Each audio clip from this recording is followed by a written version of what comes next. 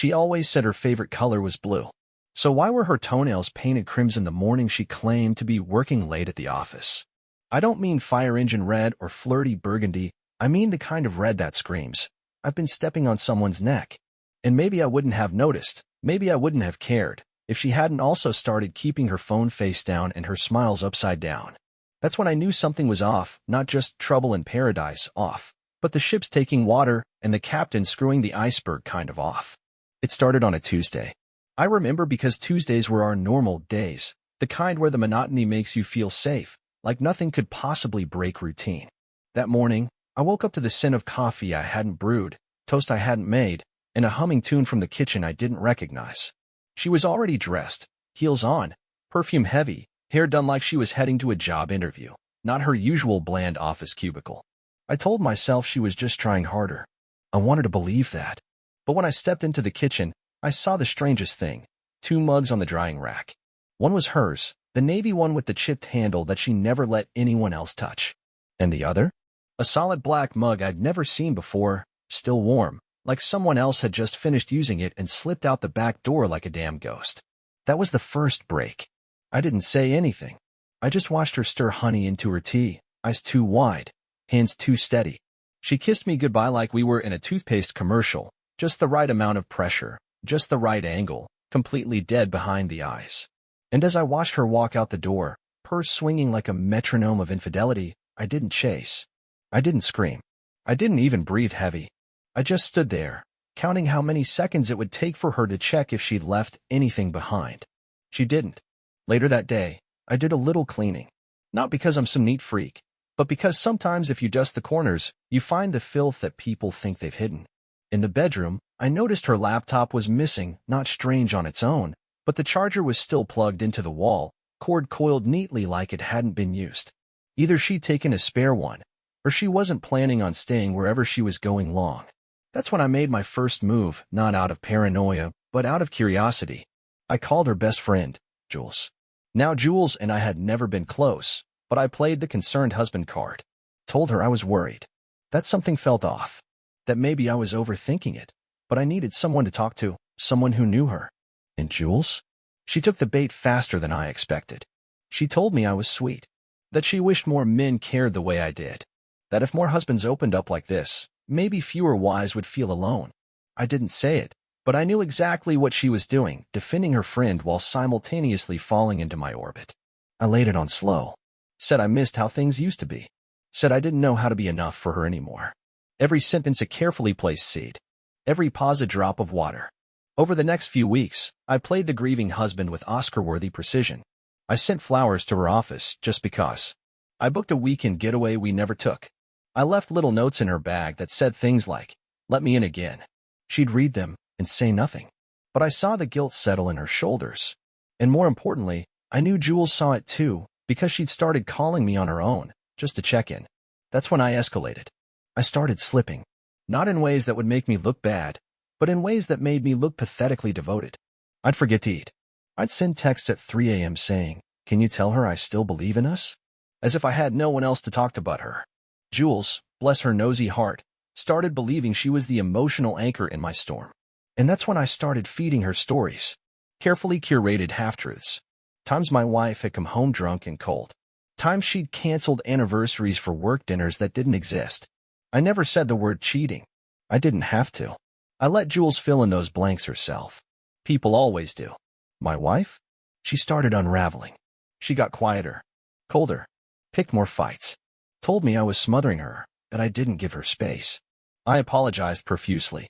Told her I just wanted her back. I made it all look like love. And she hated me for it. Because nothing makes a guilty person squirm like being adored by the one they betrayed. A month later, she sat me down, hands trembling like she was doing me a favor, and said she needed to find herself. That maybe we were toxic. That she wasn't sure if she ever really loved me. I didn't even flinch. I just nodded, gave her that same toothpaste commercial kiss, and let her walk away thinking she'd finally reclaimed control. She had no idea the real betrayal was never hers. It was mine, and it had only just begun. It was the way she started saying I instead of we that made the silence louder. Not all at once, she was too smart for that. It began in those gentle, slippery phrases like, I'm focusing on myself lately, or I've been thinking about my goals, as if marriage was a pit stop on her personal pilgrimage. I didn't argue. Why would I? I believed in her. I always had. When she said she wanted to go back to school for a certification that didn't exist last year, I said yes. When she started spending weekends at wellness retreats with people she never named, I packed her bag and kissed her forehead. That's what love does. That's what I thought. But even as I helped her fold yoga pants she hadn't worn once in our house, even as I filled her water bottle and asked if she wanted the lemon wedges cut the way she liked, something in me started noticing the emptiness of the rituals. Her gratitude came packaged in smiles that didn't meet her eyes, like she was reading lines off a teleprompter in a language she no longer spoke. The coffee we used to drink together in the mornings became 2 separate mugs on 2 separate counters, poured at different times like our schedules had silently divorced before we did. She said she was tired. She said she was overwhelmed. But then she started coming home wired, buzzing, like she'd touched a live wire of excitement she wouldn't let me in on. Her laughter returned, but it wasn't mine anymore. She'd laugh at her phone, head tilted, fingers dancing across the screen like she was texting electricity. And when I asked, casually, playfully, "Who's got you smiling like that?" she'd glance up, all wide-eyed innocence, and say, "Oh, just a meme," or "Jules sent me something stupid." Maybe she did. Maybe she didn't. I told myself to stop being so damn suspicious. We were fine. We were just growing. That's what she said. That was her new word. Growth. It slipped into every conversation like a sponsored ad. I just feel like I need space to grow. I think we've stopped growing together. It's important to have individual growth. Growth, growth, growth, like I was the soil she was desperate to escape. I'd nod and say I understood, because what else was I supposed to do? Challenge her? Make her feel caged? That's not who I was. I was supportive. I was loyal. I was steady. And she was becoming something else entirely. Her clothes changed first, more skin, sharper cuts, bolder colors. Not in a way I could criticize, just enough to raise an eyebrow. Then her phone habits shifted. Passwords changed, notifications silenced, screen tilted away at just the right angle. But the most damning change came wrapped in sweetness. She told me I deserved to have my own hobbies. Encouraged me to take long bike rides alone, to go see old friends, to reconnect with myself. It sounded generous. Noble, even. But I started realizing, she wasn't giving me space, she was making sure I'd be somewhere else. The final crack came on a Tuesday. She'd left her gym bag in the hallway. I never went through her things, that wasn't me. But the bag smelled like perfume, not sweat. Not her usual one, either. This one was muskier, heavier. It smelled like trying too hard. Inside, I found a receipt from a spa 2 towns over, complete with a couple's massage package checked off and paid in cash. She told me she was taking a personal training session that day. I stared at the receipt like it was a map written in a foreign script, something my heart could translate but my head refused to. When she came home that night, glowing, smiling, joking about how sore she was from the workout, I just kissed her cheek and told her I missed her. She said, "That's sweet," and went upstairs. She didn't say she missed me back. The light stayed on longer at night in our house. She claimed she was reading more, but I never saw the books. Just the light under the door and the soft sound of music that didn't sound like anything she used to like. Her playlist changed. Her friends changed. Her time changed. Her stories became fragmented, little gaps in the timeline that didn't quite add up, but weren't worth the confrontation. She still kissed me goodbye. Still said she loved me. But it felt like watching a sunset through bulletproof glass, beautiful, distant, and entirely unreachable. I wanted to believe. God, I wanted to. I told myself maybe I was just being insecure. Maybe this was what growth looked like. But growth shouldn't feel like being buried alive. Growth shouldn't look like love being siphoned away drop by drop while someone smiles at you like they're still pouring. I didn't yell. I didn't accuse. I didn't even flinch. Because when your enemy doesn't know you've spotted them, they keep exposing themselves. And she thought I was still sleeping, still trusting, still hers. But I was just quiet, watching, logging every change like a scientist studying a virus. Because some diseases don't kill you all at once. They make you comfortable first. They make you trust them. And then, right when you're numb enough to stop fighting, they take everything. But not this time. Not me. She forgot her smartwatch that morning. That's all it took. One careless oversight in a sea of perfectly constructed lies. It was on the bathroom counter, half covered by a towel, buzzing faintly like a trapped insect. I saw it while brushing my teeth, foam in my mouth and razor in hand. Just another normal weekday with a marriage rotting in the walls. I never touched her things, but she'd left the screen unlocked, and it was practically asking me to look, her digital heartbeat pulsing under the glass. One notification. That's all it was. Just a ping from a fitness app, letting her know her workout partner had shared their session summary. I tapped it. Harmless. Normal. But the location tag said Wyatt's Loft. Not a gym. Not a studio. I didn't know what the hell a Wyatt's Loft was, but I knew it wasn't part of the boutique yoga studio she kept raving about. I clicked deeper, and that's when I saw it, the synced message thread. Apparently, she hadn't realized the watch mirrored her phone. A stream of texts lit up the tiny screen, stacked like confessionals. Your mouth should be illegal. Still taste you. Can't stop thinking about last night, baby. You wore the hell out of that robe. My robe. The one I bought on a whim from a hotel gift shop in Maui during our honeymoon. The one she always rolled her eyes at, but wore anyway when she wanted to feel cozy. That same robe wrapped around her while she sat on another man's lap and texted him from our bed. And he called her V. No one else called her that. Just me. Or so I thought. I stood there, toothbrush still in my mouth, the taste of mint turning sour, and stared at that screen like it was a crime scene. No rage. No tears. Just this eerie, cold silence that dropped over me like a weighted blanket. She was downstairs humming, probably making one of those turmeric smoothies she swore helped with clarity. The sound of the blender buzzed through the floor like a warning siren, and still, I didn't move. I reread the messages. Timestamps matched perfectly with the nights she claimed to be at late classes, group meditations, or, my personal favorite, moon cycle rituals. And then I saw the photo. Blurry. Rushed. Taken in the mirror of a bedroom I didn't recognize, but her face was unmistakable. Lips parted. Hair messy. Wearing my robe with nothing underneath. Holding her phone up to capture the shot, while her free hand disappeared below the frame. She'd sent it to him at 9:48 p.m. last Thursday, while I was downstairs reheating soup and watching a documentary she said was too depressing. That night she told me she was exhausted. She said she needed rest. She went to bed early and kissed my forehead like I was her goddamn brother. My hand dropped to the counter, slow and steady. I didn't drop the watch. Didn't crush it. Just turned off the screen and set it back exactly how I found it, towel and all. I rinsed my mouth, wiped the steam from the mirror, and looked at myself for the first time in months. Really looked. And what stared back wasn't a husband. It was something colder. Sharper. She wasn't mine anymore. Maybe she never was. But this? This was a declaration of war dressed in emojis and cheap lingerie. I walked out of the bathroom like I hadn't just watched my life catch fire on a 2-inch screen. In the kitchen, she was dancing barefoot to some upbeat indie pop, pouring almond milk into a blender full of kale and lies. Morning, babe, she chirped, not even turning around. Want a smoothie? I stood there watching her, the soft curve of her back, the way her shoulders moved to the beat, the same way they probably moved under him. I smiled. Just a little. Just enough. No thanks, I said calmly. Already had something. She didn't catch the double meaning. She never would.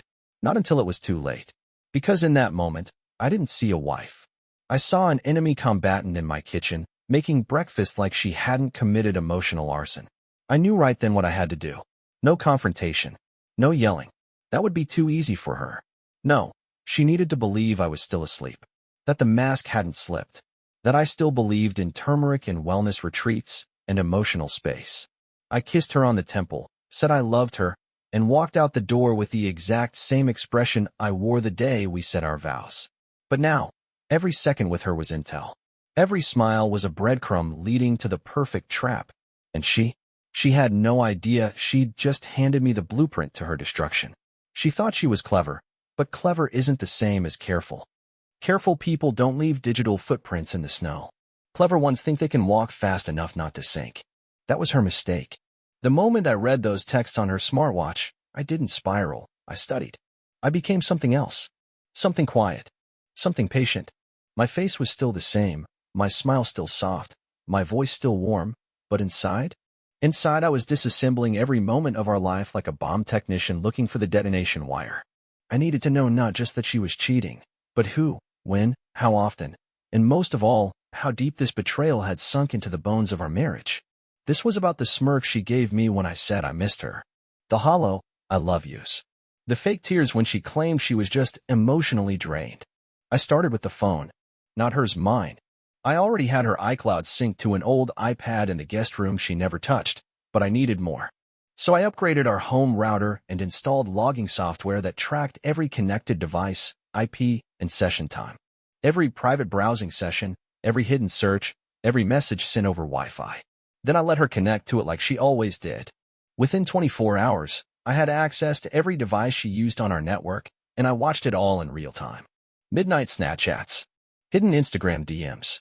A burner Telegram account under a name she used to doodle in high school margins. VJ. Cute. Pathetic. I didn't confront her. I complimented her hair. I told her I liked the new perfume. I took her out to dinner and listened to her spin stories about her new mindfulness community and the creative retreats they hosted at someone's private property upstate. I paid the bill and kissed her knuckles like I hadn't just seen her send a heart emoji to a man saved in her phone as garage door repair. He didn't fix shit, but I would. Next, I went analog. She always claimed she carpooled to these retreats with Jules, her best friend, her ride or die, but Jules had the subtlety of a drunk mind.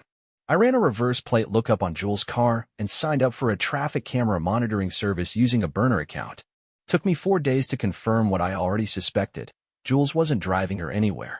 In fact, Jules hadn't left her zip code once in 3 weekends. That's when I stopped watching her and started watching him. Because there's always a him. I traced the Telegram username through a connected email she accidentally autofilled into an online quiz. Some clickbait. What's your spirit animal? Nonsense she'd taken while sitting in bed next to me.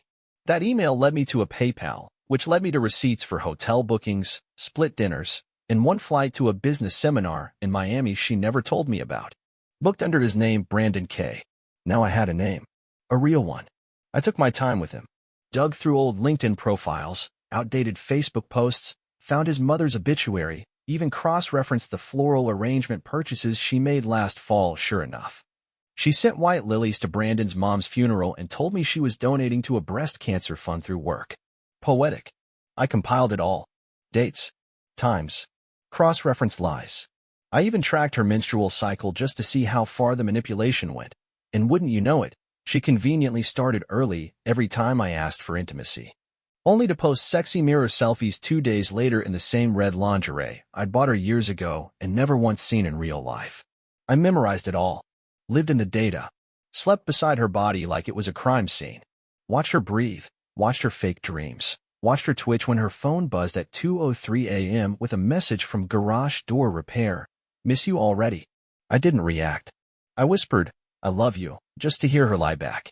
Her social media went private for mental clarity, but she forgot to block my dummy account, just changed the name and removed my contact.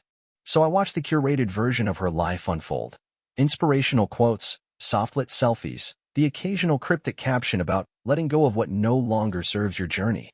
And every post? Liked by the same small circle of enablers, sycophants, and one Brandon K. She wasn't careful.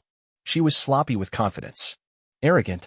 Narcissistic enough to think she could juggle her dual lives without dropping a single plate. So I set my traps. Small ones. I asked questions I already knew the answers to. How was the drive with Jules? Did you get to the retreat before sunset? Did Brandon ever finish fixing our garage door? She stumbled on the last one, froze just a fraction too long before laughing. Oh right, I meant the neighbor's garage, not ours. She smiled wide. Too wide. Like a child with chocolate on her hands insisting she didn't eat the cake. I nodded, told her I appreciated her honesty. Then I scheduled a fake emergency at work and left for an overnight retreat of my own, one she didn't question, because by now she thought I was the one too blind, too dull, too routine to notice. She didn't know I had the guest room closet stuffed with printed screenshots, labeled USBs, and audio clips saved from the microphone I planted inside the car's center console 2 weeks ago. The same car she used when she told me she was going to clear her mind. I wasn't just watching anymore. I was preparing. Because I didn't want her to know she was caught, not yet. I wanted her to dance in her delusion just a little longer, feel untouchable, free. I wanted her to believe the mask was still in place, that the world still loved her, that I still loved her. I smiled. Every day. Every lie. Because when the stage is set and the lights come up, When every seat in the reunion hall is full and 50 silver flash drives are passed out like party favors, that's when she'll realize the hunter was never behind her. He was right there the whole time, holding the leash. The alumni reunion was held in the grand ballroom of the old university hotel, the kind with gold-trimmed mirrors, overpriced wine, and chandeliers that hung like smug reminders of past glory. Everyone was dressed to impress, drowning in nostalgia and compliments soaked in rose. She'd spent the whole morning getting ready, curling her hair, spritzing that same floral perfume, slipping into a backless emerald dress that drew compliments from every direction. "You look breathtaking," I told her as she twirled in front of the mirror, and I meant it. Not because I loved her. That part was long gone. But because this was the last time she'd ever feel adored in a room full of people who respected her. She clung to my arm as we entered the ballroom, smiling like she still believed the illusion she'd been selling for months. Her eyes flicked to the guest list table where her old mentor was shaking hands, to her college roommate who'd flown in from Boston, to Jules, who'd already downed half a glass of champagne and avoided eye contact with me altogether. She was in her element, back on the stage she thought was built for her. She didn't notice the USBs tucked inside the elegant gift boxes placed at each seat, laser engraved with the reunion logo, disguised as a commemorative slideshow. She didn't question the flash drives. Why would she? I was the helpful husband, the organizer's right-hand man, the rock. When the lights dimmed and the projector screen came to life, the room hushed. People clapped. She clapped too, right until the first slide hit, a text thread. Her name at the top. "Baby, I still taste you." The room didn't gasp. Not yet. The silence became heavy, suffocating. Then the second slide, a photo. Blurry.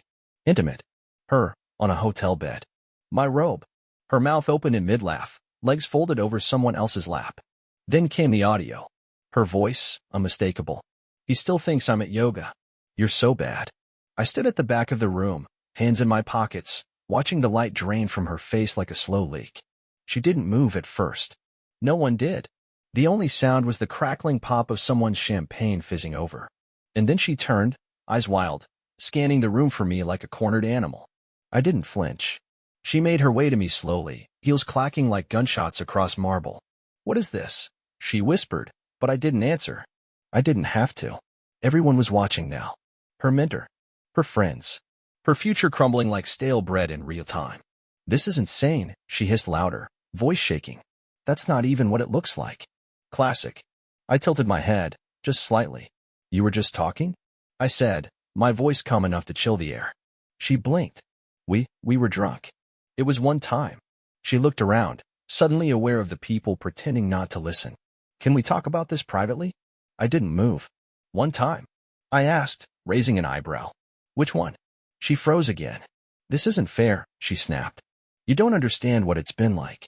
You're never home. You don't see me. I've been so alone." And there it was, blame, right on cue. She was spiraling. This is emotional abuse," she said, loud enough for a few more heads to turn. "You're ambushing me in public. How dare you twist everything like this? You have no idea what I've been dealing with."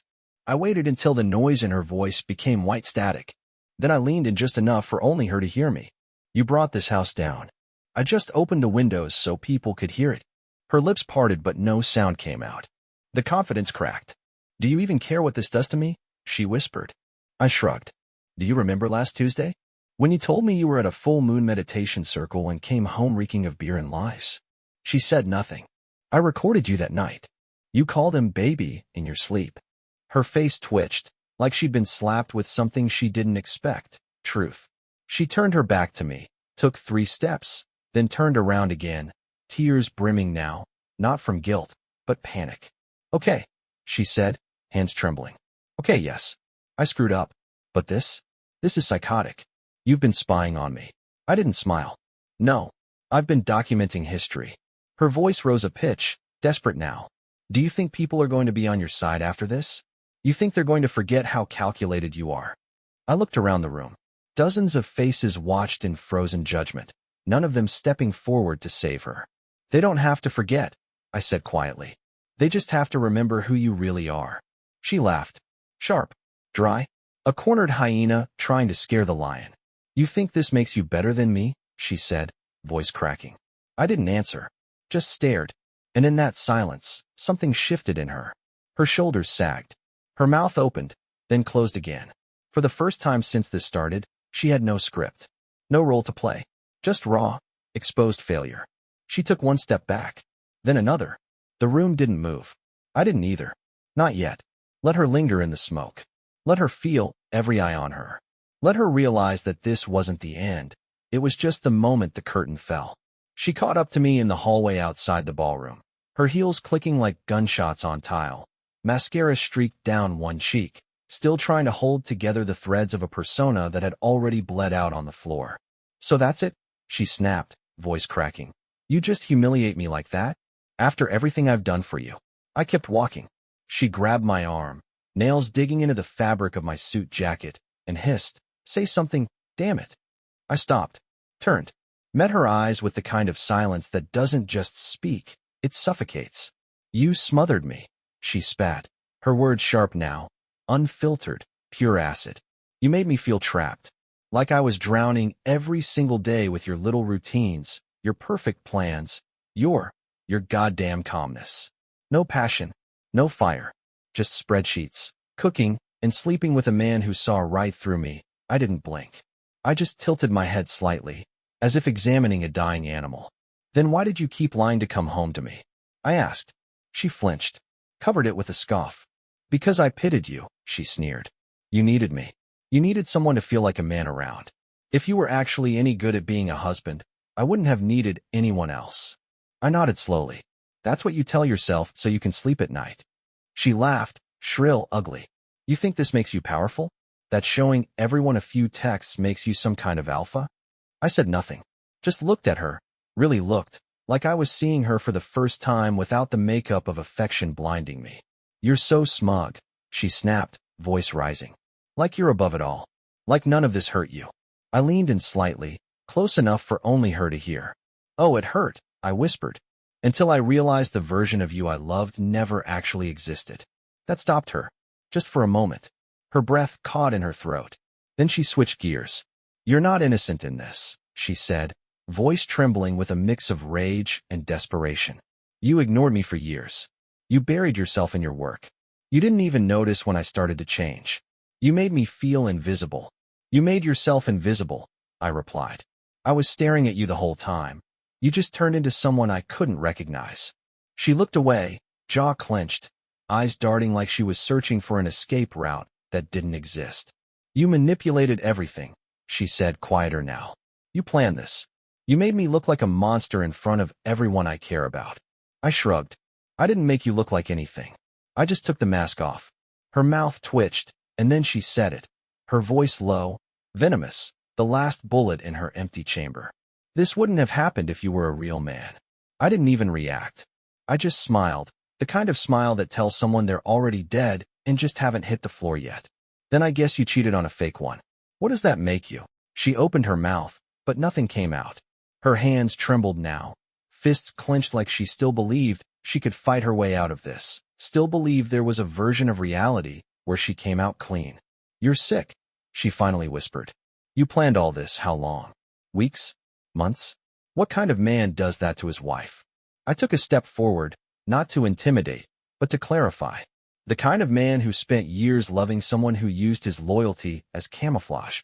Her lip quivered, and I saw it. The crack, the real one, the fracture in the armor she'd been polishing since the first lie left her mouth. "You used to need me," she said, voice breaking now, panic creeping in. "You used to tell me I was your whole world. You were," I said calmly. And then I woke up. That silence between us stretched like a noose. She wasn't crying yet. Not in the real way. The tears she used were still performative, still weaponized. But her breathing was shallow, hands twitching, eyes darting like a cornered liar realizing the cameras are still rolling. "So what now?" she asked, voice hoarse. "You leave me? You think people are gonna love you after this? You think they'll forget?" I shook my head, slow and surgical. "I don't need them to forget. I just need you to remember." That hit something. I saw it in her posture. The collapse. The truth landing in her chest like a stone. "You don't even care anymore, do you?" she whispered. "Not even a little." "No," I said, with a calm so cold it could freeze oceans. "And that's what scares you more than anything else, isn't it?" She didn't answer. Couldn't. Because that's when it sank in. The war she thought she was winning was never a war. It was an execution. And the worst part for her wasn't the exposure or the humiliation or even the silence from her so-called friends. It was knowing I'd walked through the fire she set and come out cleaner than she'd ever been. And now she was standing in the ashes alone, with nothing left to burn but herself. The thing about revenge is that it doesn't need to be loud to be lethal. It doesn't come in the form of slammed doors or screaming matches or broken dishes. True revenge is quiet. It wears gloves. It moves like smoke. And when it finally touches you, you don't even know you're burning until there's nothing left but ash. So while she spun in circles, calling friends to explain away the reunion, sobbing to Jules about emotional blackmail, and posting cryptic Instagram stories about betrayal and narcissistic partners, I was already setting the final pieces of the chessboard. I didn't need to yell. I just needed her to keep believing she had time. That was the real weapon, her own arrogance. First, the legal foundation. I'd been gathering everything for weeks, screenshots of messages, timestamped locations, phone records, security cam footage, synced backups from cloud accounts she didn't know I could access. All cataloged, dated, organized. I handed it over to my divorce attorney with a calmness that unnerved even him. No drama, I said. Just precision.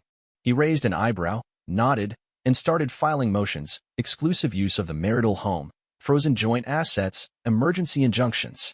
By the time she received the first notice, our shared accounts were emptied, the credit cards she thought were hers declined, and her access to every joint subscription revoked. The house?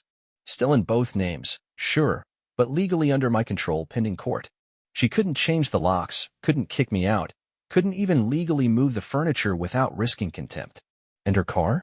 Leased under my name. She found out the hard way when the repo truck showed up outside the yoga studio and took it while she screamed at the driver, demanding explanations. I'd already switched to my backup vehicle, clean title, in my name only. Utilities were transferred. Passwords changed. Every digital key she used now led to locked gates. But I wasn't finished. Because this wasn't just about removing her from my life. It was about holding up a mirror and letting her rot in her own reflection.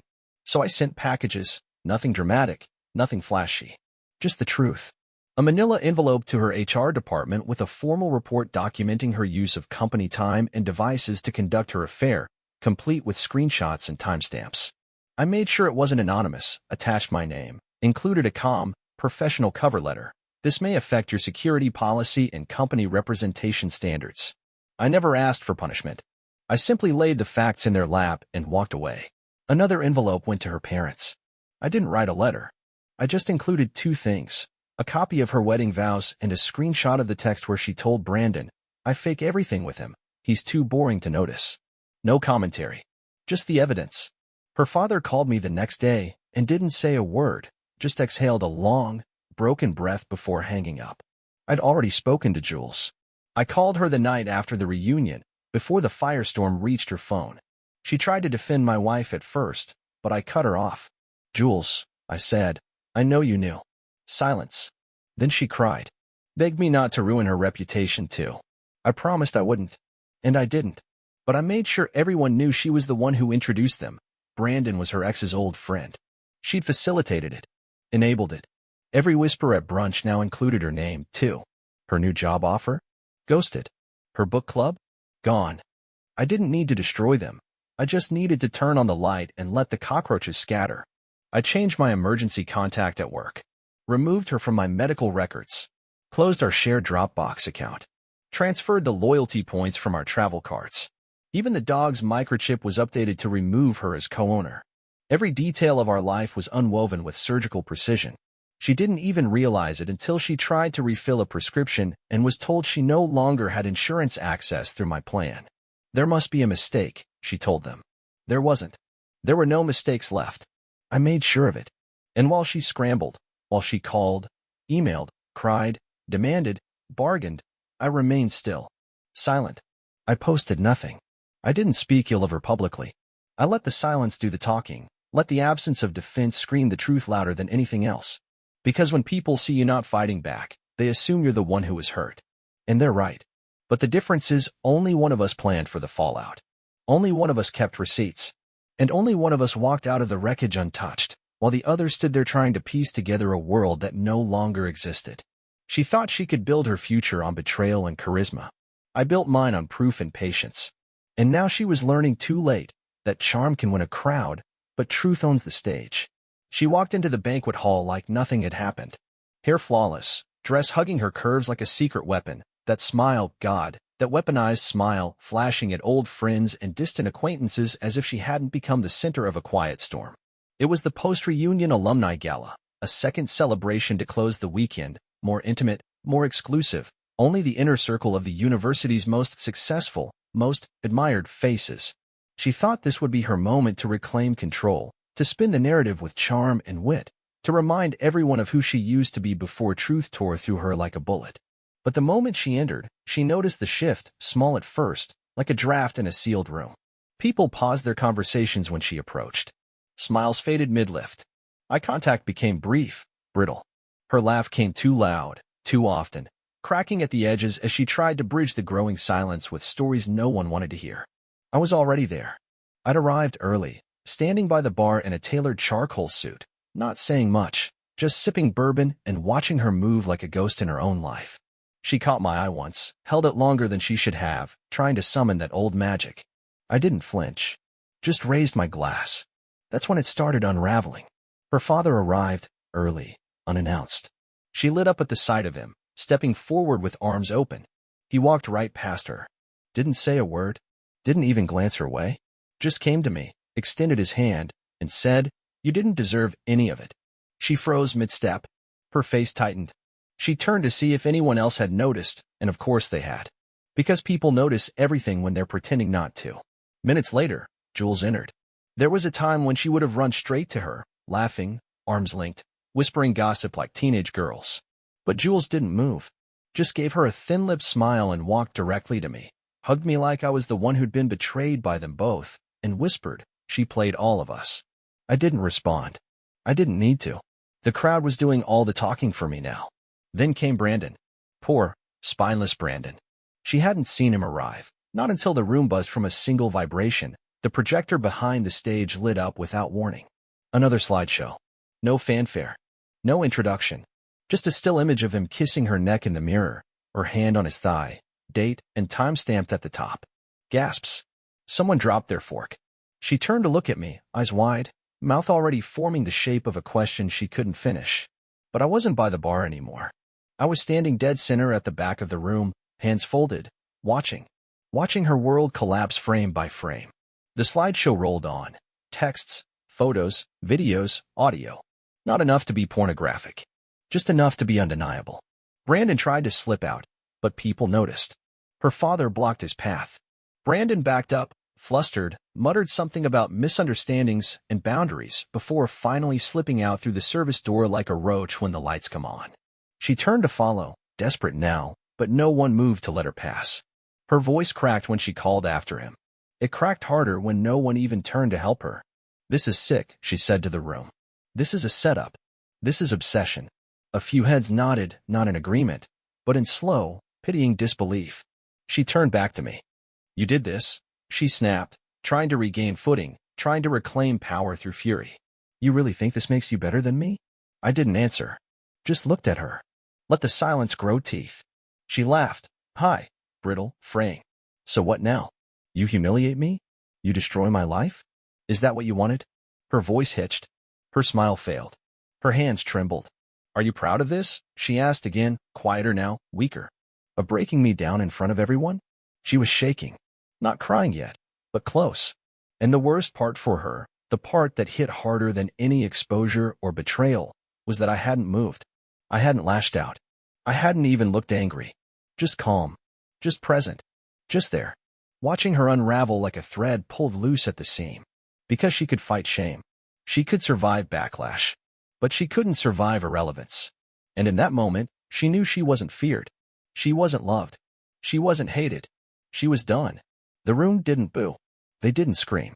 They didn't throw drinks. They just stepped back. Emotionally. Physically. All of them. She stood in the middle of the silence, surrounded by former fans, friends, mentors, and not one of them offered a hand. Not one.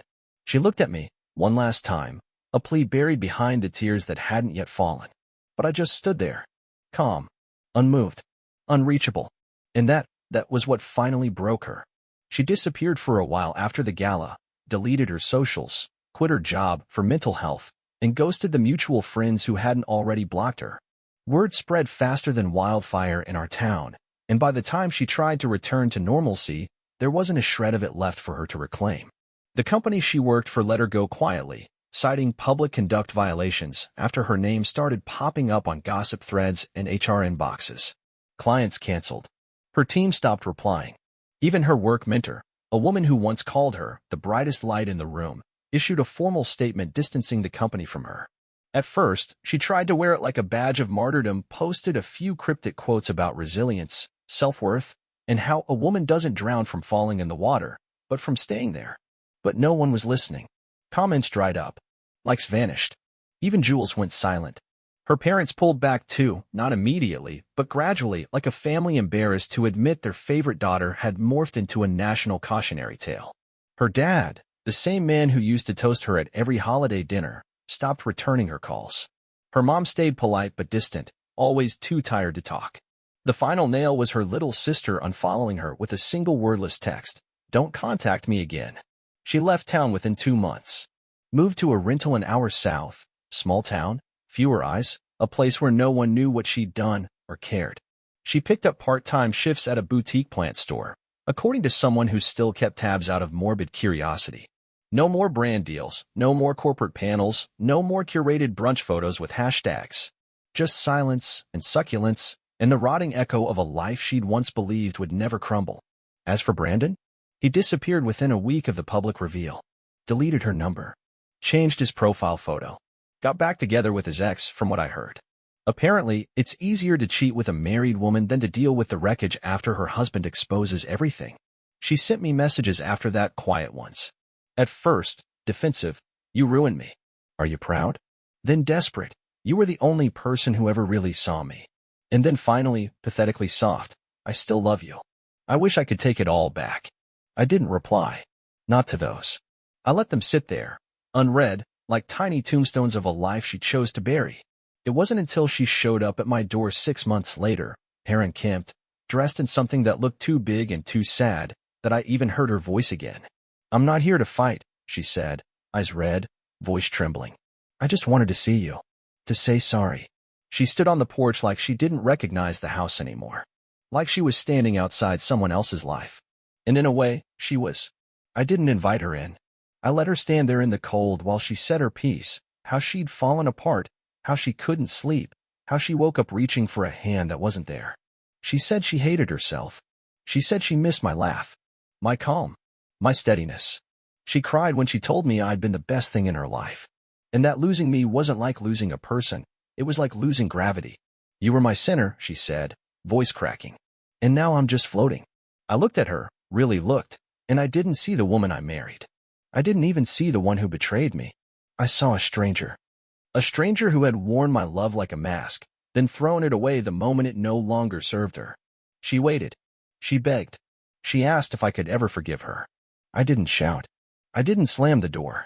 I just stepped forward, met her eyes one last time, and said the only truth I had left. "I don't even see you anymore." Then I closed the door, gently, permanently. And that was the last time I ever heard from her. Thank you for listening to my story. I'd love to hear from you now. Where are you tuning in from? Did this one hit as hard as it was meant to? Let me know.